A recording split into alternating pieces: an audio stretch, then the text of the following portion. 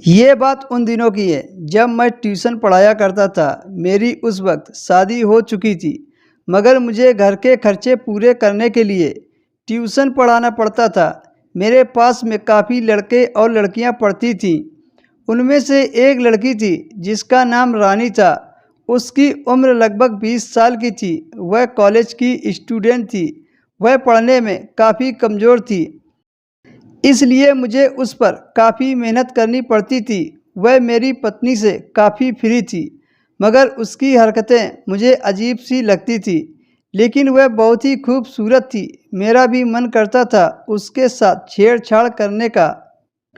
एक दिन की बात है, मेरे साले की शादी हो रही थी। मेरी पत्नी ने मुझे पहले ही कह दिया था कि वह पूरे एक हफ्ते के लिए मायके जाएगी, तो मैंने भी हामी भर दी थी। लेकिन मैं नहीं जा सकता क्योंकि स्टूडेंट के पेपर का समय करीब था और रानी की चिंता मुझे ज़्यादा थी। इसलिए मैं उन लोगों को छुट्टी नहीं दे सकता था। रानी का घर मेरे घर से ज़्यादा दूर नहीं था और आजकल काफ़ी देर तक मेरे पास रहकर अपने पेपर की तैयारी कर रही थी और मेरी पत्नी मायके चली गई थी। मैं घर पर अकेला ही था।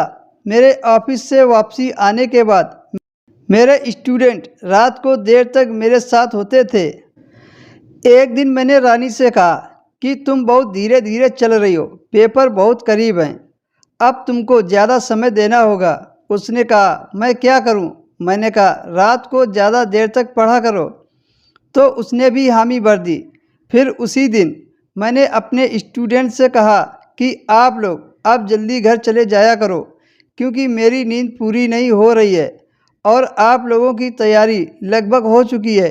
इसलिए अगर अब ज़्यादा देर तक पढ़ना है तो अपने घरों पर पढ़ा करो। सब इस बात को लेकर तैयार हो गए। मेरा असल में मकसद था रानी के साथ वक्त गुजारना। मैं दिल में ठान चुका था कि अब जब तक मेरी पत्नी मायके में है, उसके साथ जो भी करना चाहते हो कर डालो, फिर पता नहीं ऐसा मौका मिले या नहीं मिले। उसके अगले दिन से मेरे स्टूडेंट जल्दी घर जाने लगे और मुझे काफ़ी समय रानी के साथ मिलने लगा। अगले दिन रानी ने मुझसे कहा आज वो देर तक मेरे पास रुकेगी और पढ़ाई करेगी, क्योंकि मेरे सारे घर वाले एक शादी में जा रहे हैं और रात को बहुत देर से घर वापस आएंगे। जब मेरे भैया लेने आएंगे तो मैं चली जाऊंगी, क्योंकि मेरी पत्नी से रानी की अच्छी दोस्ती थी और रानी के घर वाले रात को मेरे पास होने पर चिंता नहीं करते थे। और वैसे भी उनको इस बात की जानकारी नहीं थी कि मेरी पत्नी आजकल अपने मायके में है। फिर मैंने सोचा आज मौका है, रानी को दिल भर के प्यार कर लो, पता नहीं ये मौका दोबारा मिले या ना मिले। जब मैं ऑफिस से वापस आया तो रानी थोड़ी देर बाद आ गई और मेरे काफ़ी स्टूडेंट भी आज रात जल्दी चले गए। रानी ने एकदम टाइट सलवार और कमीज पहनी हुई थी, जिससे उसका फिगर साफ दिखाई दे रहा था। इसी वजह से वो बहुत खूबसूरत लग रही थी। सारे स्टूडेंट समझते थे कि रानी मेरी रिश्तेदार है। इसी वजह से वो मेरे घर में बेफिक्र होकर घूमती थी, जिसकी इजाज़त किसी और स्टूडेंट को नहीं थी। फिर मैंने रानी के आंखों में देखकर मुस्कुराया तो उसने भी जवाब में मुस्कुरा दिया। उसकी मुस्कुराहट बहुत प्यार भरी थी, जो मैं उस वक्त नहीं समझ सका। 2 घंटे के बाद मेरे स्टूडेंट चले गए। फिर मैंने रानी से कहा चलो खाना खा लेते हैं, फिर पढ़ेंगे। उसने कोई जवाब नहीं दिया और मेरे साथ किचन में मेरी मदद करने लगी। इसी बीच मैं कुछ ज़रूरी चीज़ें उठाने के चक्कर में घूमते फिरते 2-3 बार रानी से टकराया। एक बार मेरा हाथ उसके शरीर से टकरा गया, मगर वह कुछ ना बोली, बल्कि मुस्कुराकर चुप हो गई। फिर हम दोनों खाना लेकर टेबल पर पहुँचे और साथ ही खाने लगे। खाना खाकर मैं तो बाथरूम चला गया। जब मैं बाथरूम से निकला तो रानी बर्तन समेटकर स्टडी रूम में पहुँच चुकी थी और किताबें पढ़ रही थी। मैं अपने नाइट ड्रेस में था, क्योंकि रानी के जाने के बाद मुझे सोना ही था। रानी ने मुझे नहीं देखा था। मैंने उससे पूछा क्या पढ़ रही हो, तो वो एकदम चौंक कर मुझे देखने लगी और फिर खुद को संभालते हुए कहने लगी कुछ नहीं, बस यूं ही। मैंने कहा चलो अब पढ़ाई शुरू करते हैं। उसने किताब बंद करके मुझसे दूर रख दी और अपनी दूसरी एक किताब उठाकर खोलकर पढ़ने लगी। मैंने उससे कहा, रानी वह किताब देना जो तुम अभी पढ़ रही थी। ये सुनते ही वो एकदम घबरा गई और मुझसे कहने लगी, सर ये हमारे कोर्स की नहीं है, गलती से मैं इसे साथ ले आई हूँ। मैंने कहा, वो किताब ही है ना, मुझे दो तो सही।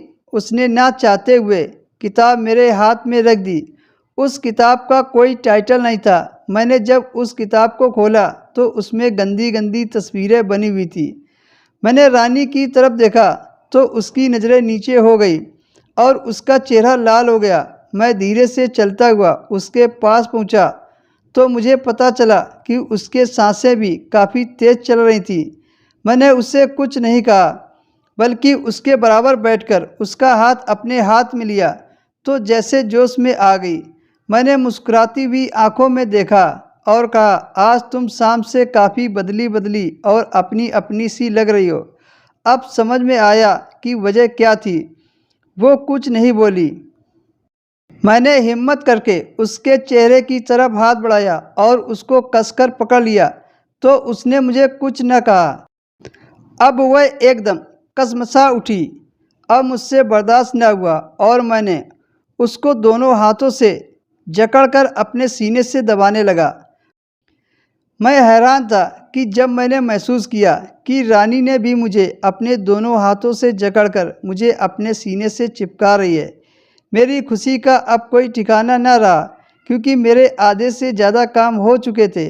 मैंने अपना समय बर्बाद किए बगैर उसके साथ छेड़छाड़ जारी रखी और वह मेरी तरफ ही देख रही थी। उसकी आंखें नशे से लाल होने लगी। उसकी आंखें आधी खुली और आधी बंद थी और मैंने आगे बढ़ने का फैसला किया और उससे कहा, चलो मेरे साथ। वो चुपचाप मेरे साथ खड़ी हुई। मैंने उसका हाथ पकड़ा और उसको लेकर अपने बेडरूम में आ गया। बेडरूम के पास पहुंचकर मैंने उसको खड़ा किया। वो चुपचाप खड़ी सिर्फ सांसें ले रही थी, मगर कुछ ना कह रही थी और ना ही मुझे रोक रही थी। तभी मैंने उसे अपनी बाहों में उठाकर उसके जिस्म को छूने लगा, जिससे उसकी एक आह सी बाहर निकली और वह पूरी तरह से मदहोश हो चुकी थी।